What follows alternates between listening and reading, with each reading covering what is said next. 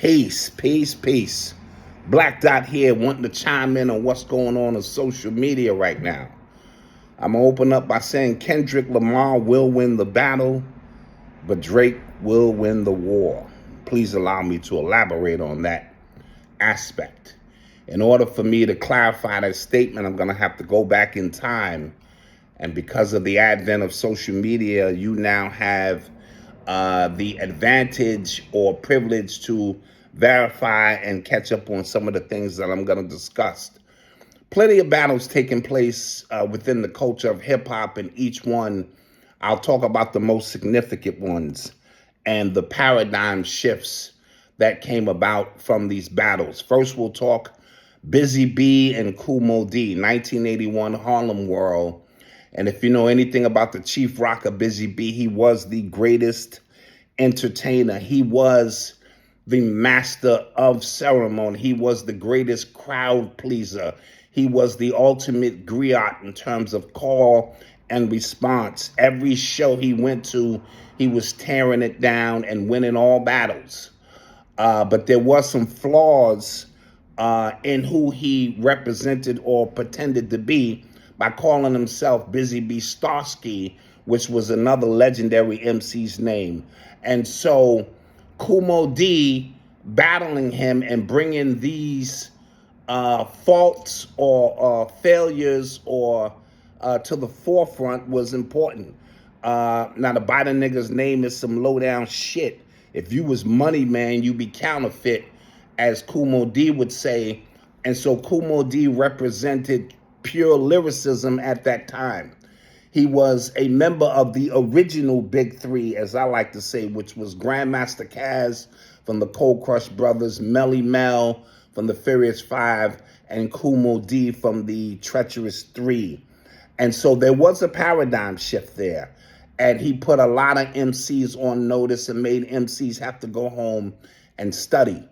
From that point, I'm not going to really move in chronological order, the LL Cool J Kool Moe Dee battle.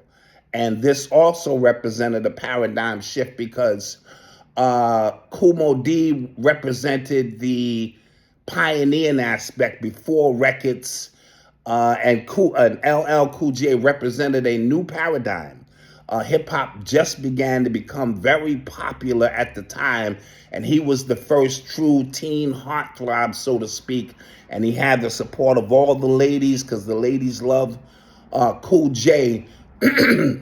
So he represented a paradigm shift there, even though from a lyrical standpoint, you can say, you know, I'm Kool Moe Dee old school, I'm LL, but it was an epic battle. KRS-One taking on Queensbridge was critical because at that point, I think people began to forget where the culture started from.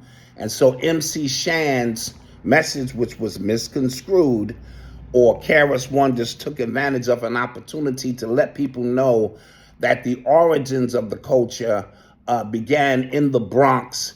And he started naming off iconic places, of course, Cedar Park and Bronx River, and naming some of the iconic, you know, MCs and DJs themselves to restore order from a historical perspective.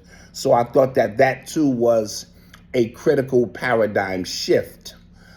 Ice Cube versus NWA. Critical because Ice Cube sort of put West Coast on the map, even though we know Ice-T was there and a few others was before, by his dominant wordplay and being an MC that even on the East Coast we respected, but his war against his own camp and uncovering the unseen hand. That was the first time, speaking of Jerry Heller and all of that, we were able to see the unseen hand that was behind the curtain, so to speak. And so I think the Ice Cube NWA battle was truly significant. As we move forward and begin to talk about Tupac and Biggie, big war, because that split the East and the West Coast. Now we know, honorable mention, I have to mention Tim Dog, who was the first one to throw a shot, but he didn't have the corporation of, or the whole coast behind him the way Tupac and Biggie did, and the corporations that were also involved feeding off of this specific frenzy. And in the middle, creeping in at that time, was the Dirty South, as they had something to say, as Andre 3000 mentioned. And that one led to violence and death, maybe not directly related to the battle itself, but people who took advantage of that situation, and we lost a few icons. I would say, again, not moving in any chronicle order, we have Jay-Z and Nas. And Nas represented the people's champ. You're seeing an underlining theme here in the sense of one thing versus another, light versus dark, the culture versus corporations is the picture I'm trying to paint for you. And so Nas represented the people's champ, and Jay-Z became the self-appointed king of New York. Go read my book, Hip Hop Decoded: From the Ancient Origins to Its Modern Day Matrix, available on Amazon or wherever books are sold. Next year marks the 20th year of its release, and it's still very prominent. I spoke of a story, I called it the New York Rhyme Story, speaking of Jay-Z's self-appointed rise to be the king of New York, and what that led to, and Nas's response, and the shots, the underlining entendres and hidden messages being thrown from that particular situation. And then we also had 50 Cent and Ja Rule. Again, 50 Cent representing the streets, representing, some felt, the organic essence of the culture, and Ja Rule being bubblegum, Ja Rule being with Ashanti and J-Lo, and Irv Gotti providing cookie cutter beats for him to succeed in what he represented and singing on records. And so that was also a very prominent situation. And then we had 50 Cent against New York City. And this was very prominent because it was the first time that the epicenter, the empire, was crumbling on itself. And this war was financed from the West Coast by Dr. Dre via Eminem out of the Midwest. And so this made us weak, so to speak, and gave rise to the South and other places to get their opportunity to shine, because they too had something to say. And this leads me to Kendrick Lamar and Drake. And so with Kendrick Lamar, I want to be very clear.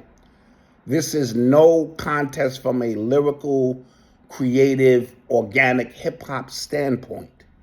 He is clearly light years ahead of Drake is from an MC standpoint.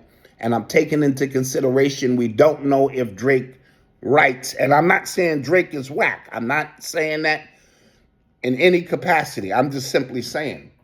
Now, I did a full over 1 hour breakdown on my paid membership at urbanx.nyc with my son Malcolm.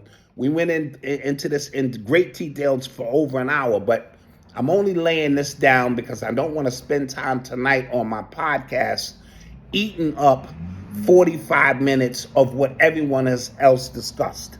I just want to add a different perspective and give you something to think about, and a historical perspective on what this really is about.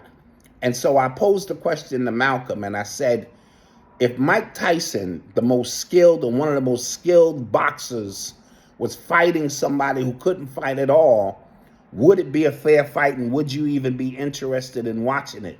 And he said, hell no. And the ironic thing is, you're going to see that in a couple of months when Mike Tyson faces Jake Paul or whoever it is. And I only bring this into the conversation to say this is what this has become. This has become a shit show of things that has nothing to do with anything and has something to do with everything.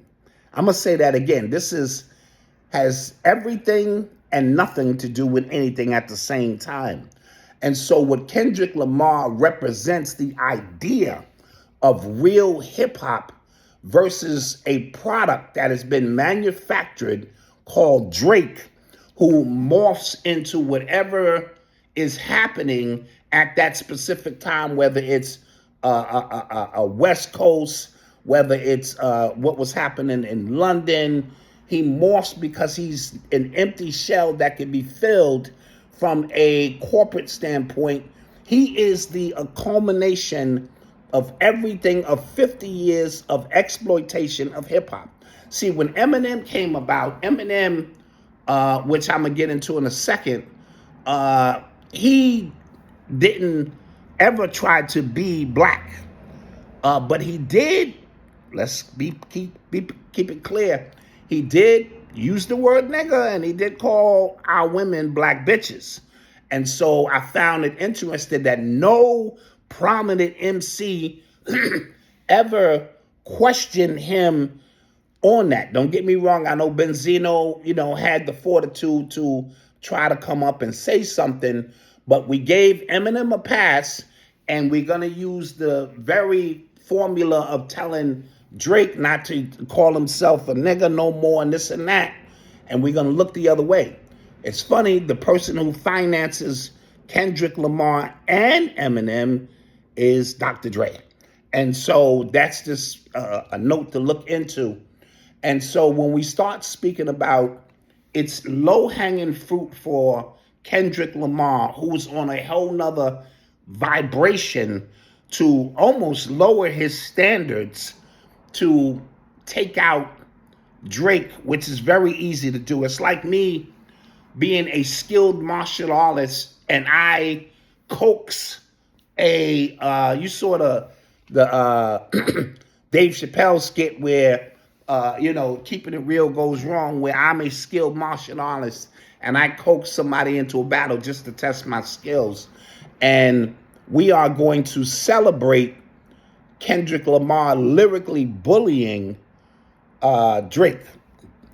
But from another standpoint, we recognize that Kendrick represents what we feel hip-hop should be in every sense of the word, and he's actually taking shots at what hip-hop has become. And the reason I said Kendrick will win the battle, because that's a layup. That's low-hanging fruit. He didn't even reveal anything that we didn't already know. You know what I mean? But his double and triple entendres, his wordplay, which again is easy for him to do, gives us a sense of pride from that perspective. Drake represents a system, and that system is fueled by everything that we claim we hate, but yet we feed. Drake represents twerking. Drake represents men wearing purses and dressing like women and fingernails and everything wrong with hip hop. Drake represents the corporation, and corporations rule everything around me. Cream, get the money. Okay? And so from that standpoint, we get it. But at the end of the day, this is controlled opposition. Both of these men, Kendrick Lamar, last time I checked, is signed to Jimmy Iovine and Dr. Dre, and he even had one of them real slick comments in his soliloquy when he was opening up with the Teddy Pendergrass opening about Tommy Hilfiger, which we know exploited the culture, and the reference to FUBU, which is for us and by us. But when you dig a little deeper, this is how deep this thing goes. You'll realize that FUBU was really Jubu. And so who runs what? And Kendrick is also the winner of a Pulitzer Prize. And we don't want to get into who Joseph Pulitzer was and his heritage. And so are we looking at controlled opposition? This is really deep, guys. And so I wanted to spend a few minutes just speaking about paradigm shifts, what the battle truly represents and what it can represent, without even getting into all of the details of the AI technology used by Drake. But yet when Kendrick used AI to morph into all these characters. We looked at it as artistic genius, but when Drake in a war uses whatever at his disposal in this day and time, we find fault. So there's also going to be an aspect of social media is being fed by this. So Kendrick Lamar drops a verse, a song, a 6-minute song. He just fed social media, and social media has fed all of us because it has provided us content, and we in turn receive checks from that content.